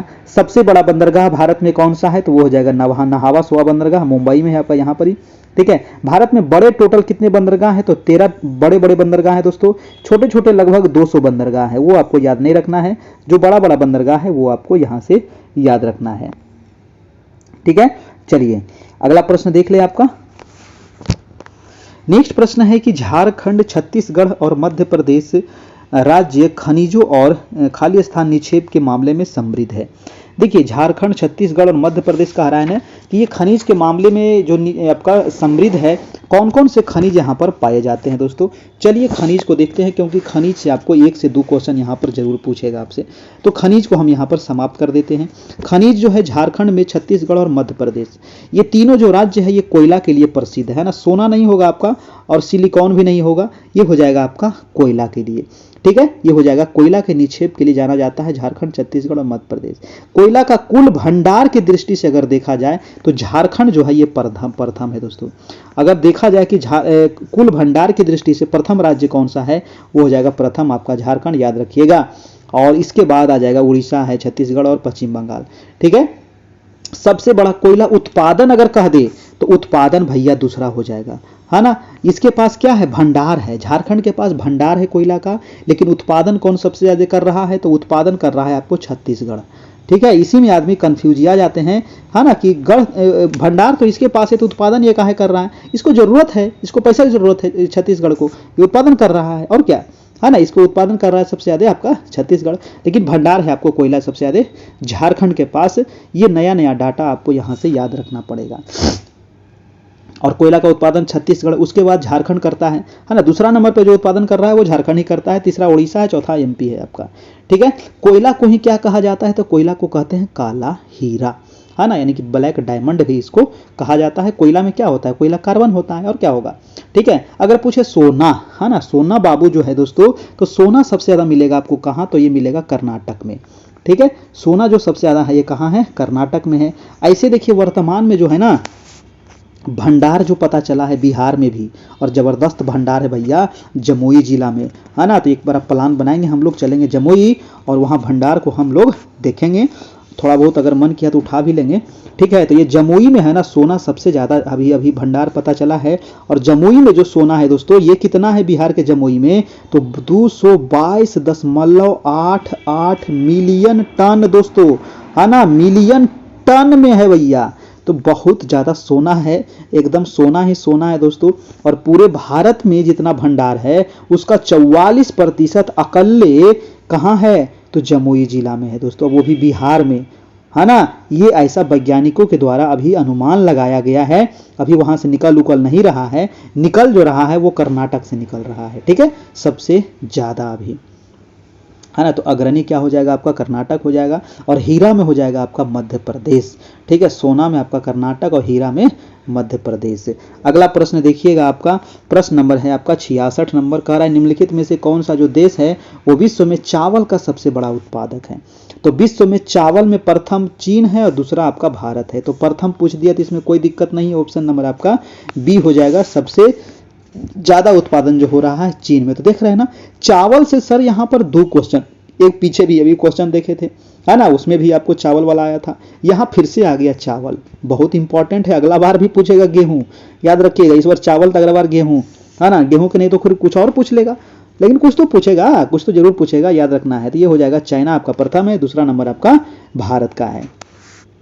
देखिए भारत में चावल उत्पादन होता है, लेकिन अगर पूछे दोस्तों कि चावल निर्यातक देशों में भारत का कौन सा स्थान है, तो भैया चावल निर्यातक में भारत प्रथम है ना। उत्पादन तो यहाँ चाइना कर रहा है, लेकिन निर्यात कौन सबसे ज्यादा कर रहा है, तो भारत कर रहा है, याद रखना है आपका। चावल अनुसंधान संस्थान कहाँ है, तो मनीला में है, फिलीपींस में है, ठीक है। अंतर्राष्ट्रीय चावल अनुसंधान, है ना, राष्ट्रीय नहीं, अंतर्राष्ट्रीय चावल अनुसंधान संस्थान जो है ये मनीला फिलीपींस में पड़ता है, याद रखिएगा आपको, ठीक है। चावल में 5 जो याद रखना है, चाइना सबसे ज्यादा होता है, फिर भारत में होता है, और बांग्लादेश सोच दोस्तों, है ना, बांग्लादेश भी पीछे नहीं है भैया, बांग्लादेश तीसरा नंबर पे आ जाता है चावल में, है ना, है छोटा, लेकिन क्योंकि यहाँ चावल का अनुकूल स्थिति है ना, यहाँ पर आपको नदी ही नदी, आपको पानी की कमी नहीं है, ठीक है। बांग्लादेश है, उसके बाद इंडोनेशिया आ जाएगा, उसके बाद वियतनाम आ जाएगा, ठीक है। भारत का मुख्य खाद्य फसल चावल ही है, ठीक है। अगर कहे कि चावल का जन्म भूमि कहाँ है, चावल का जन्म कहाँ हुआ, तो जन्म हुआ था इंडो चाइना में, ठीक है। जन्म कहाँ हुआ, चाइना भी ऑप्शन में रह सकता है, तो चाइना भी आप मार सकते हैं इसका जन्म, लेकिन इंडो चाइना आपको यहाँ पर मारना है। अगला प्रश्न है कि भारत में राष्ट्रीय वन नीति किस वर्ष लागू हुआ था। राष्ट्रीय वन नीति जो भारत में आपको दोस्तों लागू हुआ वो हुआ 1952 में, ठीक है। 1952 में राष्ट्रीय वन नीति लागू हुआ, और राष्ट्रीय वन जो ये संशोधित राष्ट्रीय वन नीति जो आया था वो आया था 1988 में। संशोधित अगर कहे कि संशोधित राष्ट्रीय वन नीति कब लाया गया, 1988 में, और भारत में प्रथम राष्ट्रीय वन नीति जो आया था 1952 में, ठीक है। राष्ट्रीय मतलब केंद्रीय वन अनुसंधान संस्थान कहाँ है, तो ये हो जाएगा देहरादून में, वन अनुसंधान संस्थान देहरादून यानी कि उत्तराखंड में। भारत का सबसे बड़ा वन क्षेत्र कहाँ है दोस्तों, तो सबसे ज्यादा जंगल आपको मध्य प्रदेश में मिलेगा, दूसरा नंबर पे अरुणाचल प्रदेश में। अगर प्रतिशत में कहे तो प्रतिशत में मिजोरम प्रथम नंबर पर है, सबसे कम अगर वन कहे तो हरियाणा, ठीक ना। ये सारे आपको याद रखना है, एकागो तो लड़वे करेगा, कहाँ जाएगा, छोड़ेंगे तो है नहीं जब तक तोड़ेंगे नहीं, ठीक है। तो याद रखिएगा दोस्तों। अगला प्रश्न चलते हैं, प्रश्न नंबर है आपका 68 कि एल्यूमिनियम किस कच्चे माल से निकाला जाता है। बताइए एल्यूमिनियम जो है ये किस कच्चे माल से होता है, तो एल्यूमिनियम बॉक्साइट का इसका है, और किसका है ना, क्या हो जाएगा, बॉक्साइट आपका ऑप्शन नंबर आपका सी, इसमें भी कोई दिक्कत नहीं होगा, बहुत आसान सवाल था, कई बार आपको पूछा गया है ना। एल्युमिनियम का रंग कैसा होता है, तो ये श्वेत रंग का होता है, आपको कैसा होता है, श्वेत रंग का होता है एल्युमिनियम, एक प्रकार का ये धातु है दोस्तों, ये हो जाएगा बॉक्साइट, आंसर नंबर सी आपका बिल्कुल सही है। अगर पूछे कि एल्युमिनियम उत्पादन करने वाले विश्व में शीर्ष देश कौन सा है? तो सबसे ज्यादा जो एल्युमिनियम का उत्पादन होता है वो एल्युमिनियम का उत्पादन सबसे ज्यादा चाइना करता है ना। सबसे ज्यादा चाइना, चमगादड़ जो है ये सबसे ज्यादा करता है, उसके बाद रूस करता है ना। रूस के बाद आपका भारत करता है। तो भारत एल्युमिनियम में कैमा नंबर पर है? तीसरा नंबर पे है, याद रखिएगा। भारत एल्युमिनियम में तीसरा नंबर पर है दोस्तों। इसके बाद चौथा नंबर पे आता है कनाडा और पांचवा पे चल जाता है आपका यूएई। ठीक है, हाँ ना। चलिए, अब जो गैलेना, गैलेना क्या है? तो गैलेना जो है ये सीसा का अयस्क है, याद रखिएगा गैलेना, है ना। ये भी आपको पूछ लेता है कभी कभी, ये भी आपको यहाँ से ध्यान रखिएगा। क्यूप्राइट क्या है दोस्तों? तो क्यूप्राइट जो है ना ये है आपका तांबा का अयस्क है आपका। ठीक है, क्यूप्राइट क्या है? ये तांबा का अयस्क है। अगला प्रश्न है आपका कि गोबी मरुस्थल कहाँ है? गोबी का मरुस्थल कहाँ है? तो ये भी तो हम कई बार बताए हैं। गोबी का मरुस्थल ऐसे देखिएगा, ऑप्शन के अनुसार आप चीन मार सकते हैं, क्योंकि वो गोबी का मरुस्थल चाइना में भी इसका विस्तार है और इसका विस्तार मेन रूप से आपका मंगोलिया में है। ठीक है, मेन रूप से आपका इसका मंगोलिया में है, लेकिन चाइना में भी इसका विस्तार है। ऑप्शन नंबर ए हो जाएगा आपका बिल्कुल सही। गोबी का मरुस्थल चीन में है। ठीक है, गोबी का मरुस्थल मंगोलिया और चीन दोनों में। जैसे थार मरुस्थल कैसे है? भारत में भी है, पाकिस्तान में भी है, उसी प्रकार से दोस्तों गोबी वाला भी आपका दोनों में है आपका, है ना। और ये गोबी का जो मरुस्थल है ये एशिया का सबसे बड़ा मरुस्थल है। ठीक है, सबसे बड़ा मरुस्थल कौन सा है? गोबी का मरुस्थल है। अगर कहे विश्व का सबसे बड़ा मरुस्थल तब हो जाता सहारा, है ना। ये सहारा हो जाता विश्व वाला, लेकिन गोबी क्या है? तो ये है एशिया का सबसे बड़ा। ठीक है, ये है एशिया का सबसे बड़ा मरुस्थल दोस्तों आपका। ठीक है, चलिए। और गोबी का जो मरुस्थल है ना ये कैसा मरुस्थल है? ये ठंडा है भैया, ये भी याद रखिएगा, ये ठंडा है ना। लेकिन सहारा कैसा? ये गर्म है ना। ये गर्म है गोबी। तो मरुस्थल दो प्रकार के, एक ठंडा एक गर्म। ठीक है, तो सहारा गर्म और गोबी कैसा? तो ठंडा। और भारत में जो, अब भारत में दोनों पाया जाता है। भारत में दोस्तों लद्दाख का जो क्षेत्र है वो ठंडा मरुस्थल कहा जाता है, और जो आपका गर्म मरुस्थल है वो थार का मरुस्थल है आपका। ठीक ना। ऑस्ट्रेलिया में भी बहुत मरुस्थल है, समझे ना। जैसे ग्रेट विक्टोरिया, ग्रेट विक्टोरिया कहाँ है? ऑस्ट्रेलिया में। ग्रेट वाला नाम सबसे सब मिलेगा कहाँ? तो ग्रेट आपको ऑस्ट्रेलिया में मिलेगा। ठीक है, चलिए अगला प्रश्न हम देख लेते हैं। आपका प्रश्न नंबर है आपका 70 नंबर की सीन नदी जो है ये किस नहर से होकर बहती है? देखिए सीन नदी, सीन नदी दोस्तों ये बहती है आपको पेरिस में। इसमें कोई दिक्कत नहीं होना चाहिए, बहुत बार बता चुके हैं सीन नदी के बारे में। सीन नदी बहती है पेरिस में, है ना। कहाँ? पेरिस में। सीन नदी की लंबाई जो है 780 किलोमीटर इसकी लंबाई है, याद रखना है। और पेरिस कहाँ है भैया? तो पेरिस जो है आपका दोस्तों फ्रांस की राजधानी है आपका पेरिस, है ना। फ्रांस की राजधानी है आपका पेरिस, और यहीं बहती है सीन नदी। फ्रांस की क्रांति कब हुई थी? 1789 में हुई थी। राजा कौन था? 16वें, है ना। 16वें याद रखना, याद है ना 16वें कौन थे? ठीक है, चलिए बताइए जल्दी से कमेंट करके। तो फ्रांस में हुआ, फ्रांस की जो राजधानी है पेरिस, ये है सीन नदी के किनारे, पूछा जाता है आपको। ठीक है, चलिए अगर पूछे दोस्तों कहाँ गया जी? और हाँ, कुछ कुछ और शहर में आपको बता देता हूँ, जैसे कि टाइबर जो नदी है इसके किनारे रोम हो जाएगा, इटली हो जाएगा आपका टाइबर नदी के किनारे। और जो आपका न्यूयॉर्क है दोस्तों ये हडसन नदी के किनारे है, पूछ सकता है। वाशिंगटन जो है दोस्तों ये पोटोमैक नदी के किनारे है ना। जैसे सीन नदी किनारे वाला भी पूछ लिया यहाँ पर, तो एकागो और आपको अगला बार जरूर पूछेगा, है ना। तो सीन आप याद रखिए पेरिस में है, उसके बाद आप याद रखिएगा वाशिंगटन, बहुत इंपॉर्टेंट जगह है वाशिंगटन डीसी। तो ये पोटोमैक नदी, वाशिंगटन डीसी पोटोमैक नदी नोट करिएगा। न्यूयॉर्क किस नदी? हडसन नदी, है ना। रोम किस नदी? टाइबर नदी। रोम इटली में जो रोम है टाइबर नदी, है ना। अगला प्रश्न देखते हैं। विश्व में कच्चे पटसन प्रमुख उत्पादक है। विश्व में जो कच्चे पटसन है इसका प्रमुख उत्पादक देश कौन सा है? पटसन दोस्तों, कच्चा पटसन बताइए। तो कच्चा जो पटसन का प्रमुख उत्पादक है, पटसने को ना जूट कहते हैं। जूट कोई अलग चीज थोड़ी होता है, इसी को दोस्तों पटसन कहिए या जूट कहिए, एक ही चीज है। ये प्रमुख हो जाएगा आपका भारत। ऑप्शन नंबर आपका ए आपका बिल्कुल सही है। कच्चे पटसन का प्रमुख उत्पादक जो हो जाएगा ये हो जाएगा आपका भारत। ठीक है, ये हो जाएगा आपका भारत हो जाएगा। भारत के बाद जो आएगा नंबर, दूसरा नंबर पे वो आएगा बांग्लादेश, उसके बाद आएगा चीन, उसके बाद आएगा थाईलैंड। ठीक है, अगर पूछे दोस्तों कि भारत में प्रथम जूट मिल की स्थापना कब हुई थी? बताइए जल्दी से। भारत में प्रथम जूट मिल की स्थापना तो ये हुई थी 1855 में हुई थी। प्रथम जूट मिल की स्थापना कहाँ? तो कलकत्ता रीसरा में, आपका रीसरा, है ना। रीसरा कलकत्ता में हुआ था सबसे पहली बार। ठीक ना। चलिए बांग्लादेश को क्या कहते हैं भैया? तो बांग्लादेश को कहते हैं नदियों का देश, है ना, इसको कहते हैं नदियों का देश। इसीलिए यहाँ पर बहुत ज्यादा चावल का भी उत्पादन होता है। चावल में दोस्तों विश्व में तीसरे नंबर पर है आपका बांग्लादेश। ठीक है, यहाँ पर पटसन का उत्पादन भी बहुत होता है, यानी कि जूट का। अगला प्रश्न है कि निम्न में से किस भारतीय राज्य में लौह अयस्क नहीं है? बताइए वो कौन सा भारतीय राज्य है जहां पर लौह अयस्क उपलब्ध नहीं है? मध्य प्रदेश है, बिहार है, उड़ीसा है। कौन सा राज्य है जहां लौह अयस्क नहीं है? तो इसमें तो कोई दिक्कत नहीं होना चाहिए। बिहार में भैया लौह अयस्क कहाँ से लाइएगा? बिहार में सोना मिल गया इसका मतलब लोहा भी ले आइएगा? नहीं, तो बिहार में लौह अयस्क नहीं है। आंसर हो जाएगा आपका, आंसर नंबर ए हो जाएगा, बिहार में लौह अयस्क नहीं है।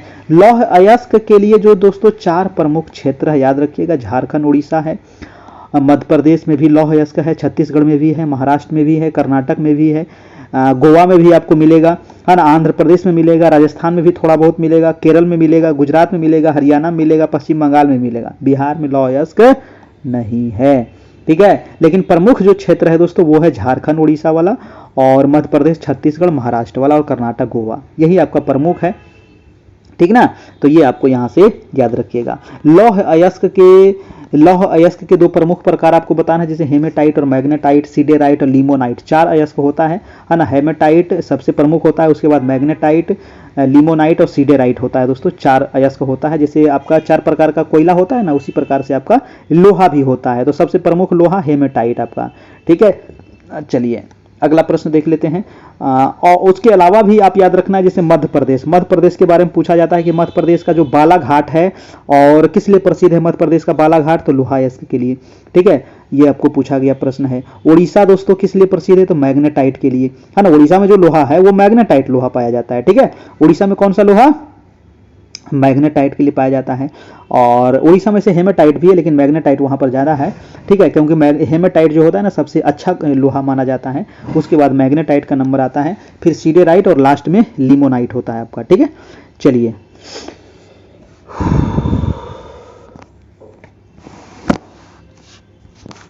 बिहार में लोहा नहीं के बराबर है आपका।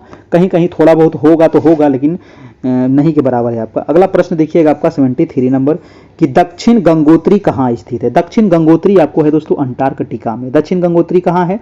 अंटार्कटिका में है आपका दक्षिण गंगोत्री। इसमें भी कोई दिक्कत नहीं होना चाहिए, कई बार हम बता चुके हैं दक्षिण गंगोत्री के बारे में, है ना। दक्षिण गंगोत्री हो जाएगा आपका अंटार्कटिका में। ये अनुसंधान केंद्र है ना, हर एक देशों का। वहाँ पर अंटार्कटिका में तो ऐसे कोई लोग रहते नहीं ना है, क्योंकि वहाँ पर 6 महीना का दिन 6 महीना का रात होता है। हमेशा वहाँ पर ठंडे ठंड रहे आपको, है ना, खाली बर्फ वहाँ पर जमा हुआ है, तो वहाँ पर आप रह नहीं पाइएगा। ठीक है, तो आपको यहाँ से याद रखिएगा। दक्षिण गंगोत्री वहाँ पर दोस्तों 83-84 में स्थापना किया गया था। दक्षिण गंगोत्री की स्थापना कब हुआ था? तो 1983-84 याद रखिएगा। दक्षिण गंगोत्री के अलावा वहाँ पर दोस्तों मैत्री है, भारती है, ये सभी भी अनुसंधान जो वहाँ पर केंद्र बनाए गए हैं ना। मैत्री भी बनाया गया वहीं पर, है ना। मैत्री भी याद रखना है। मैत्री कहाँ है? तो वो भी आपको अंटार्कटिका में हो जाएगा। मैत्री हुआ था आपका 1989 में स्थापना हुआ था। उसके अलावा एक और भारती है ना, एक और है भारती है। तो भारती की स्थापना हुई थी आपका 2012 में। ठीक है, तो ये भारती है आपका, मैत्री है, दक्षिण गंगोत्री है, सब अंटार्कटिका में ही है ना। ये आपको यहाँ से याद रखना पड़ेगा।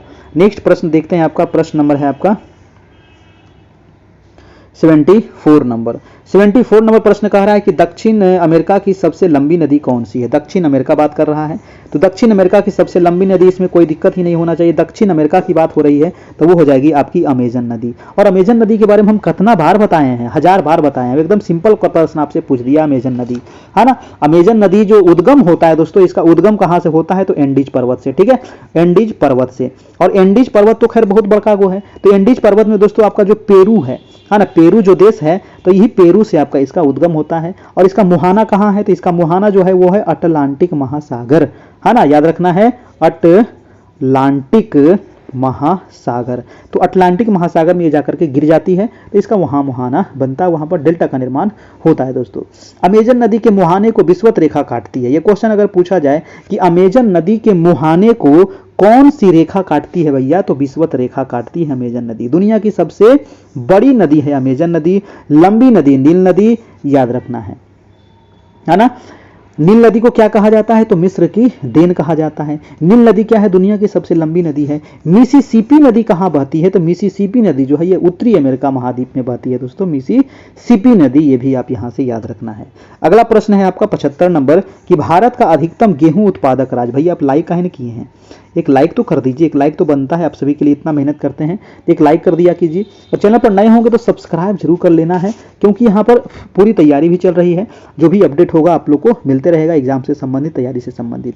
तो अधिकतम जो गेहूं होता है दोस्तों, वो भारत में अधिकतम गेहूं उत्पादक राज्य पूछ रहा है, अधिकतम गेहूं, है ना। गेहूं बताइए सबसे ज्यादा गेहूं कहाँ होता है? तो सबसे ज्यादा गेहूं जो होता है वो होता है आपका उत्तर प्रदेश में। ठीक है, भारत का अधिकतम गेहूं उत्पादक राज्य है आपका उत्तर प्रदेश। अगर पूछे प्रति हेक्टेयर में तो पंजाब हो जाएगा, है ना। प्रति हेक्टेयर अगर कहे तब पंजाब हो जाएगा। और चावल सबसे ज्यादा उत्पादन कहाँ होता है? तो वेस्ट बंगाल में होता है। चावल कहाँ होता है? वेस्ट बंगाल। गन्ना कहाँ होता है? तो गन्ना भी होता है आपका उत्तर प्रदेश में होता है गन्ना, ये भी याद रखिएगा। सोयाबीन कहाँ होता है? मध्य प्रदेश में होता है। दाल कहाँ होता है? मध्य प्रदेश में होता है। ठीक है, ये चीज आपको याद रखिएगा। तो और आलू कहाँ होता है? आलू उत्तर प्रदेश में होता है ना। तो उत्तर प्रदेश बहुत चीज में आगे है। गेहूं हो गया आपका दोस्तों, और आपका आलू हो गया, गन्ना हो गया। ठीक है, पंजाब में जो होता है वो प्रति हेक्टेयर होता है। ठीक है ना, ठीक है। और केसर का उत्पादन अगर पूछे तो केसर होता है आपका जम्मू कश्मीर केंद्र शासित प्रदेश में। और जूट कहे तो जूट और चावल में हो जाएगा आपका पश्चिम बंगाल हो जाएगा। रबर में कहे दोस्तों तो रबर में केरल, और इलायची में भी केरल आपका। ठीक है, रबर और इलायची में केरल हो जाएगा। कॉफी में कर्नाटक हो जाएगा, और प्याज में महाराष्ट्र हो जाएगा। ये सारे फसल आप याद रखिएगा, उत्पादन में पूछ सकता है। अगला प्रश्न है आपका 76 नंबर कि रियो पृथ्वी सम्मेलन 1992 के एजेंडा 21 क्या है? कई बार बताए हैं एजेंडा 21, नहीं बताए हैं? कितना बार बताएं कि एजेंडा 21 क्या है, एजेंडा 21 क्या है? प्रथम पृथ्वी सम्मेलन है ये, है ना। प्रथम पृथ्वी सम्मेलन हुआ था, ये हुआ था आपका रियो डी जेनेरो में। ठीक है, ये हुआ था कहाँ? रियो डी जेनेरो ब्राजील में एक नगर है, वहीं हुआ था आपको प्रथम पृथ्वी सम्मेलन। कब हुआ था? तो 1992 में हुआ था, उसी में एजेंडा 21 पारित था आपका। ठीक है, आखिर इसका आंसर क्या होगा? कह रहा है कि इसमें क्या क्या निहित था? पर्यावरण संरक्षण, विश्व शांति, वैश्विक सतत विकास, यानी कि इसका जो आंसर दिया गया है वो एक से अधिक दिया गया है। इस पृथ्वी सम्मेलन में दोस्तों पर्यावरण संरक्षण भी इसमें शामिल था, वैश्विक सतत विकास भी था, जलवायु परिवर्तन संरक्षण भी था, जैव विविधता, जैसे बहुत सारे इसमें महत्वपूर्ण बिंदु को इसमें शामिल किया गया था आपका। ठीक है, चलिए। क्योटो प्रोटोकॉल भी बहुत इंपॉर्टेंट है ना। अगर इस बार पृथ्वी सम्मेलन अगर पूछ दिया है तो अगला बार द्वितीय पृथ्वी सम्मेलन पूछ सकता है। तो द्वितीय जो पृथ्वी सम्मेलन हुआ था उसको हुआ था 2002 में आपका। ठीक है, द्वितीय पृथ्वी सम्मेलन हुआ था आपका 2002 में हुआ था, दक्षिण अफ्रीका के जोहान्सबर्ग में हुआ था। एक हुआ था क्योटो प्रोटोकॉल। तो क्योटो प्रोटोकॉल जो हुआ था ये हुआ था 1997 में दोस्तों, क्योटो शहर जापान में हुआ था आपका। ठीक है, एक पूछा जाता है मॉन्ट्रियल प्रोटोकॉल। तो मॉन्ट्रियल प्रोटोकॉल हुआ था आपका 1987 में हुआ था मॉन्ट्रियल प्रोटोकॉल। और मॉन्ट्रियल प्रोटोकॉल किससे संबंधित था? तो आपका ओजोन परत से संबंधित था दोस्तों मॉन्ट्रियल प्रोटोकॉल। ये सारे प्रोटोकॉल आपको एग्जाम में एक ना एक आपको एग्जाम में पूछेगा। इस बार पृथ्वी पूछ दिया तो अगला बार आपको पूछ देगा, आपका क्योटो प्रोटोकॉल पूछ देगा, या पृथ्वी द्वितीय सम्मेलन पूछ देगा, या आपका मॉन्ट्रियल पूछ देगा, कुछ भी पूछ सकता है। अगला प्रश्न देखिए कि विश्व का सबसे अधिकतम कोयला उत्पादक देश कौन सा है? सबसे ज्यादा जो कोयला होता है दोस्तों, देश पूछ रहा है तो देश में हो जाएगा चीन। ठीक है, देश में हो जाएगा चीन। अमेरिका को गोली मारी, इस पर ध्यान नहीं देना है, चाइना दोस्तों, है ना। अमेरिका क्या हो जाएगा? चाइना हो जाएगा सबसे अधिक कोयला उत्पादन में विश्व में आपका। ठीक है, सर्वाधिक आपका चीन हो जाएगा आपका। देखिए चाइना जो है ना बहुत सारे चीज़ों में आगे है, जैसे कि लौह अयस्क में भी चाइना ही सबसे ज़्यादा आगे है। सूती वस्त्र अगर कहे तो वो भी चाइना हो जाएगा, चावल कहे तो चाइना हो जाएगा, रेशम वस्त्र कहे तो वो भी चाइना हो जाएगा, सीमेंट कहे तो वो भी चाइना हो जाएगा, आपका चाय कहे तो वो भी चाइना हो जाएगा। बहुत सारे चीज़ में चाइना दोस्तों आपका आगे है, प्रथम स्थान पर है पूरे विश्व में आपका। ठीक है, लौह अयस्क चीन हो जाएगा। यहाँ पर देखिए कोयला पूछ दिया तो अगला बार लौह अयस्क पूछ सकता है, लौह अयस्क भी चीन है आपका। ठीक है, लौह अयस्क के अलावा सूती वस्त्र जो है वो भी चीन है, चावल में भी चीन है, रेशम वस्त्र में भी चीन है, सीमेंट में आपका चीन है ना। विश्व में सर्वाधिक जूट में भारत है आपका। ठीक है, जूट में आपका भारत है, और चांदी में मैक्सिको है। ठीक है, यूरेनियम में क्या हो जाएगा? कजाकिस्तान हो जाएगा आपका। यूरेनियम विश्व में यूरेनियम प्रथम कजाकिस्तान, और विश्व में सर्वाधिक गन्ना तो गन्ना ब्राजील, अब विश्व में सर्वाधिक रबर तो रबर थाईलैंड, विश्व में सर्वाधिक सोना तो सोना चीन। ठीक है, सोना भी दोस्तों चीने है, है ना भैया, सोच लीजिए, सोना भी आपका चीन है, ठीक है। चलिए, ये सारे चीज आपको याद रखना है ना। विश्व में सर्वाधिक सोना का संरक्षित भंडार अगर पूछे तब हो जाएगा आपका यूएसए। उत्पादन हम कह रहे हैं तो उत्पादन में दोस्तों चीन है, लेकिन संरक्षित भंडार किसके पास ज्यादा है सोना का, तब वो हो जाएगा यूएसए आपका, ठीक है। भंडार में हो जाएगा सोना यूएसए और उत्पादन कर रहा है चाइना। तो इतने सारे आपको बता दिए, कागज है तो लड़वे करेगा, कहाँ जाएगा। अगला प्रश्न देखिएगा 78 कि भारत में सबसे पुराना तेल भंडार कहाँ है। सबसे पुराना तेल भंडार जो है दोस्तों भारत में, तो भारत में सबसे पुराना डिगबोई है ना। कौन था, डिगबोई। और डिगबोई का हो जाएगा आपका इसका आंसर 1901 ईस्वी, ऑप्शन कोई नहीं है, ऑप्शन नंबर ई हो जाएगा आपका, ठीक है। सबसे पुराना जो है दोस्तों वो है आपका डिगबोई, है ना, सबसे पुराना हो जाएगा डिगबोई। और डिगबोई की स्थापना जो हुई थी वो हुई थी आपका 1901 ईस्वी में हुई थी आपका। बॉम्बे हाई जो है, बहुत सारे लोग बॉम्बे हाई मारेंगे, बॉम्बे हाई पुराना नहीं है, बॉम्बे हाई तो दोस्तों वर्तमान में हुआ था आपका इसका स्थापना, है ना। बॉम्बे हाई तो 1974 में इसका स्थापना हुआ है, ठीक है, 1974 से निकल रहा है आपका यहाँ से तेल, ठीक है, तो ये आपका नहीं होगा। अगला प्रश्न देखिएगा कि विश्व में एल्यूमिनियम का सबसे बड़ा उत्पादक कौन है। एल्यूमिनियम, तो एल्यूमिनियम सबसे ज्यादा कहाँ हो रहा है भाई, एल्यूमिनियम जो सबसे ज्यादा हो रहा है वो हो रहा है कहाँ, इनमें से कोई नहीं हो जाएगा, इसका भी आपका 79 का भी हो जाएगा दोस्तों। विश्व में सबसे बड़ा एल्यूमिनियम देश कौन सा है, जल्दी से बताइएगा। चीन, अभी बताए थे। चाइना जो है दोस्तों सबसे ज्यादा एल्यूमिनियम करता है ना, चाइना जो है ना ये सबसे ज्यादा एल्यूमिनियम का उत्पादन करता है। देखिए उत्पादन बहुत पूछा, चाहे चावल का हो, चाहे आपका कपास हो, चाहे आपका लौह अयस्क हो, चाहे अब खनिज हो दोस्तों, उत्पादन देखिए बार बार यहाँ पर क्वेश्चन पूछ रहा है, बड़ा छोटा, याद रखिएगा, है ना, याद रखिएगा, मैं बार बार कह रहा हूँ। यहाँ पर दोस्तों सबसे ज्यादा जो एल्यूमिनियम उत्पादन हो रहा है वो कौन सा देश कर रहा है, वो चीन कर रहा है, ठीक है। चाइना सबसे ज्यादा एल्यूमिनियम का उत्पादन करता है। एल्यूमिनियम जो है दोस्तों ये बॉक्साइट जो है, बॉक्साइट एल्यूमिनियम का अयस्क है, याद रखना है ना। बॉक्साइट नामक फ्रांस में सर्वप्रथम प्राप्त स्थान से संबंधित है, ये सबसे पहले फ्रांस में आपको निकला था आपका, ठीक है। चलिए दूसरा नंबर पे जो एल्यूमिनियम हो जाएगा वो भारत हो जाएगा, है ना। दूसरा नंबर पे जो है आपका भारत हो जाएगा आपका, ठीक है, दूसरा नंबर पे आपका भारत हो जाएगा।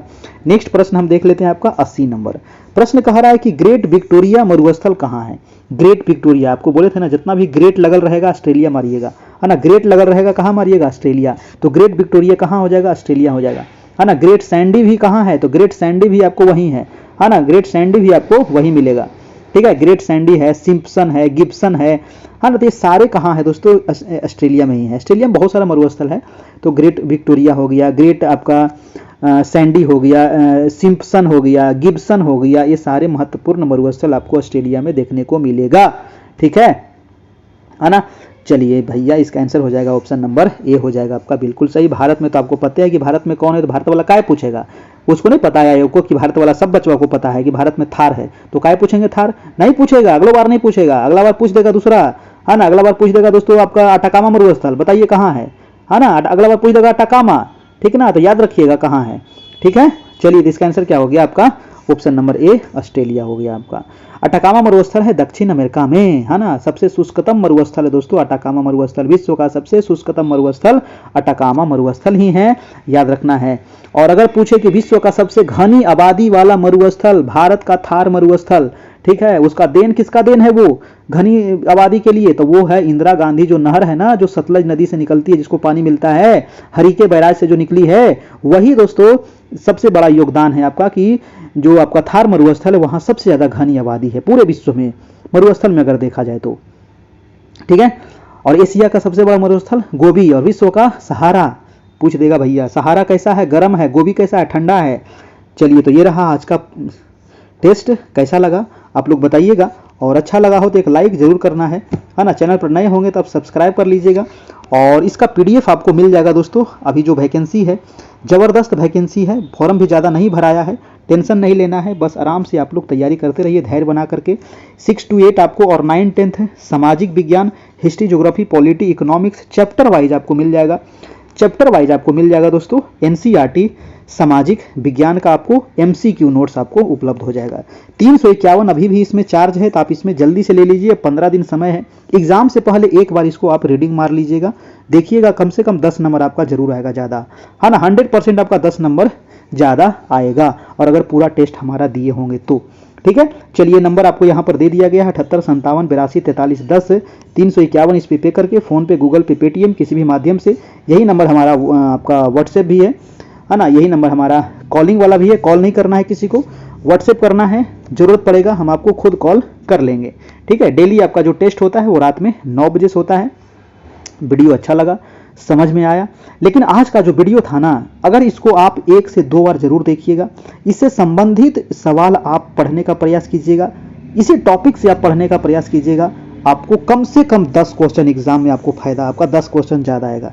जो जो टॉपिक आज करवाए हैं, क्योंकि ये टॉपिक पिछला बार पूछा गया था, इसी टॉपिक से कम से कम इस टॉपिक से 50% टॉपिक तो पकड़ाएगा ना, 50 से 60% टॉपिक दोस्तों, यही टॉपिक से आपको अगला बार भी क्वेश्चन पूछेगा।